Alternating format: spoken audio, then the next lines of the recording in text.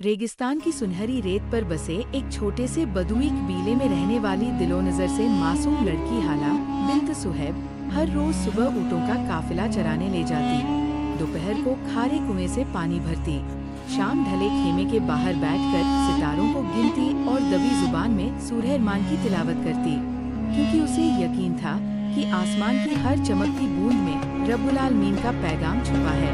एक ऐसी ही दूधिया रात जब चांद रेत पर खुशनूर बिछा रहा था और हवाएं मखमली दुपट्टे सी लहरा रही थी, दूर एक साया सा उभरा। दिल ने झट से दुआए माज अल्लाहुम्मा इन्नी औज़ुबिका पढ़ ली, पर खौफ के बजाय अजीब सी तसल्ली मिली। वो साया करीब आया तो खुशबू कस्तूरी की लहर के साथ मध्यम सी आवाज गूंजी, मेरा नाम अजहर है, मैं आग से पैदा किया गया एक जिन्न हूँ, लेकिन इबादत गुज़ार हूँ, शरूर नहीं। हाला ने काफी पलकों से देखा और बोली, अगर तू अल्लाह का बंदा है तो खैरमदम, वरना मैं रब की पनाह में हूँ। उस पल सितारों ने जैसे गवाही दी, क्योंकि दोनों के दरमियान रूहे कायनात का पुल बन गया। रात दर रात मिलने लगे, कभी कुरान की आयतों के बाद, कभी कायनात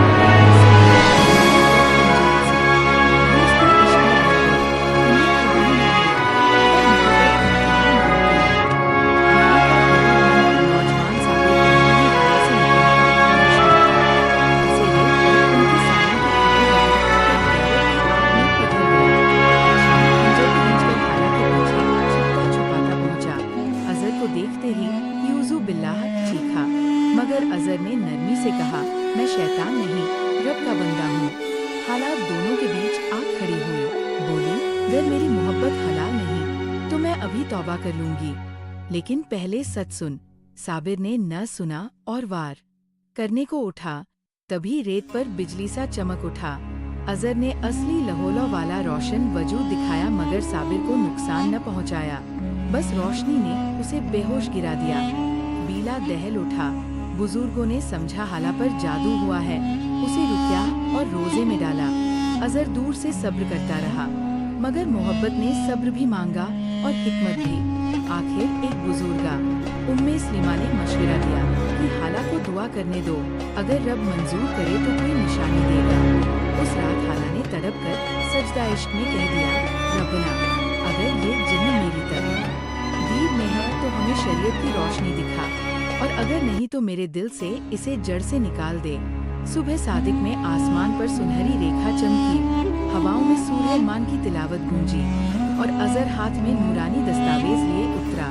उसमें शहादते तौहीद, निकाह के लिए 100 ऊँटों के बराबर महरे सोना, इंसानी सरजमी पर शरीयत की पाबंदी का अहद और हाला की हिफाजत की शर्तें दर्ज थी। बुजुर्गों ने हैरानी से पढ़ा, फैसला हाला पर छोड़ा।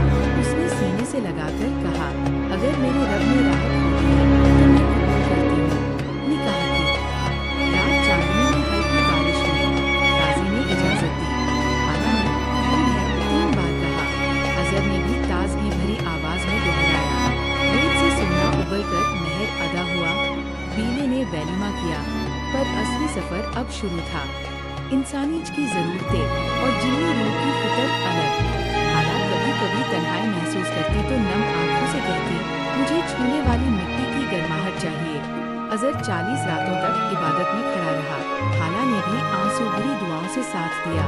40वीं रात सुलह सिंह के बाद गैबी आवाज आई, मैंने तुम्हारे सब्र को कबूल किया। जिस्म और रूह के फासले मिटा देने शुक्र अदा करो। सुबह हाला ने अजहर का हाथ छुड़ाकर हवा नहीं, रोशन सी ठंडी गर्माहट महसूस हुई।